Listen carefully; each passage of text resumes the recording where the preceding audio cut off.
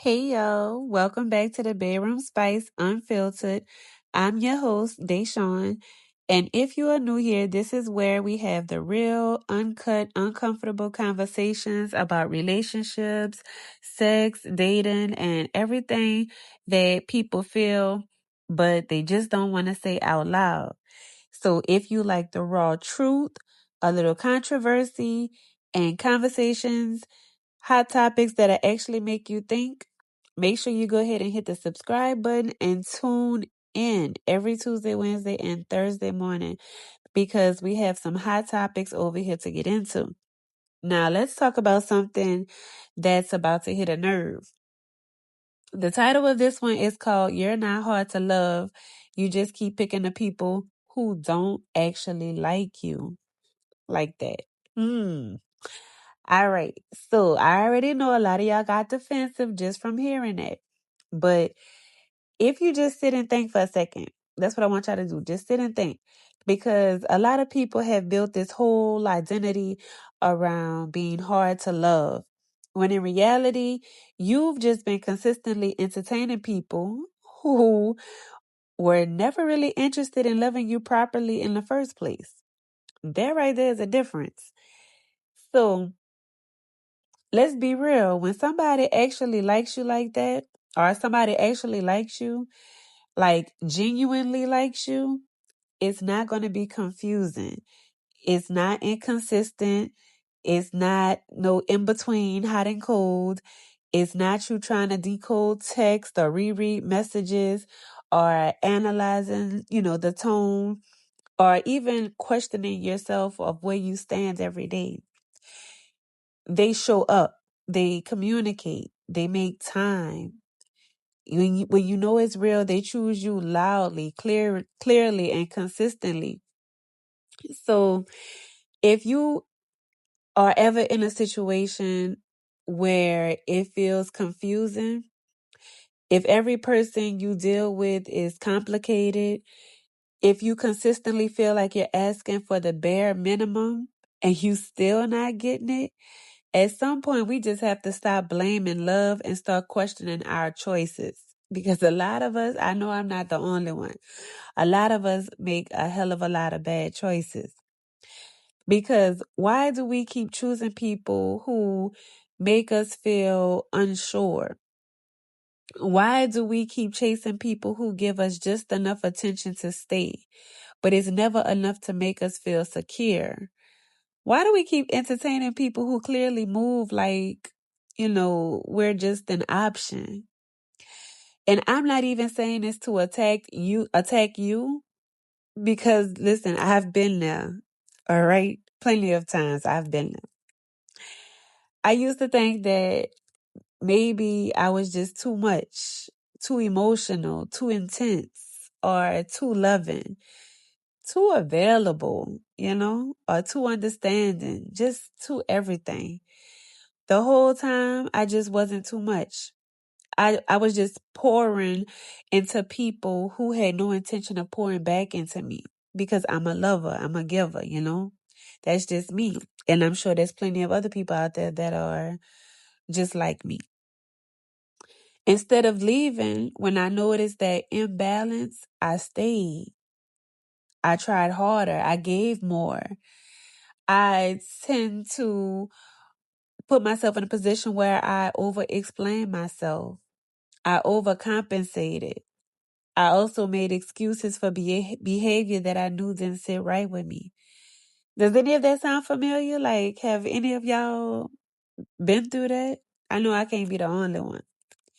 Because a lot of people don't just leave when they feel the disconnect. They tend to lean in. They try to earn what should be given freely. We start thinking, if I just love them better, if I just show them that I'm different, if I just hold it down a little bit longer, then maybe, just maybe, they'll finally choose me. But see, when we have that mindset, that mindset will have you stuck in situations where you are consistently proving your worth to somebody who already decided from the very beginning that you're not a priority. And that's the part people don't want to admit. Some of us are, should I say, some of the people that we deal with, they don't know what you want. They just know that it's not you. It stings and it hurts, but that's real. Because people act confused when they don't care enough to be clear. They tend to keep you around because you're convenient, because you're available, because you give them that attention, that validation, that comfort. If that person really wanted you, trust me, you would not be guessing. You wouldn't be second guessing yourself. You wouldn't be guessing at all. You would be competing. You wouldn't be competing. I'm sorry. You would not be competing against anybody. You wouldn't even be questioning your value each and every day. And deep down, I'm sure you already know that. You feel it. You feel you see the inconsistency. You notice the lack of effort, but we ignore it. We ignore those red flags because we like that person. We're invested in that person, right?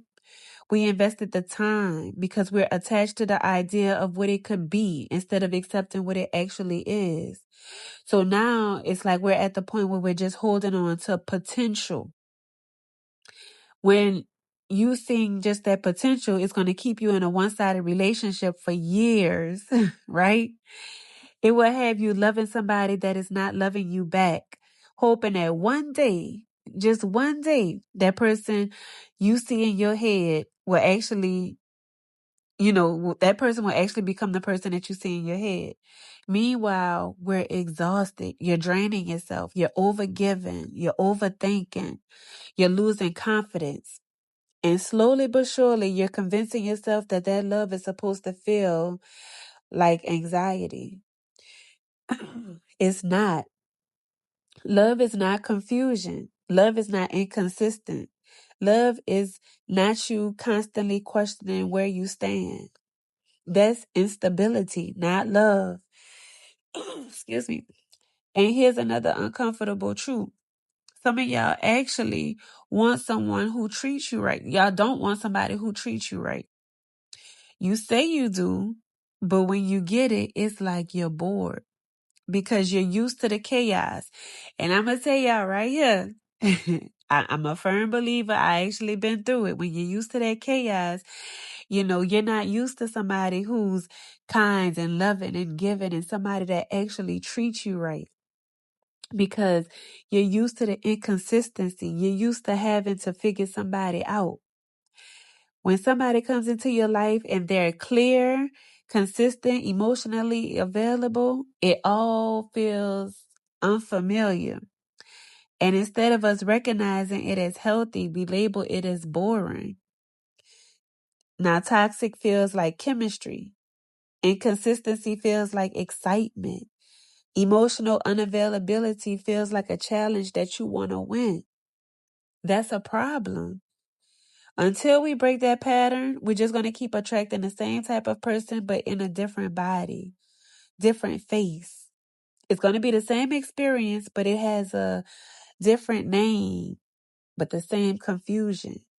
Different situation, but the same disappointment. And you're going to keep thinking something is wrong with you, when really you just haven't raised your standards and your self-respect at the same time.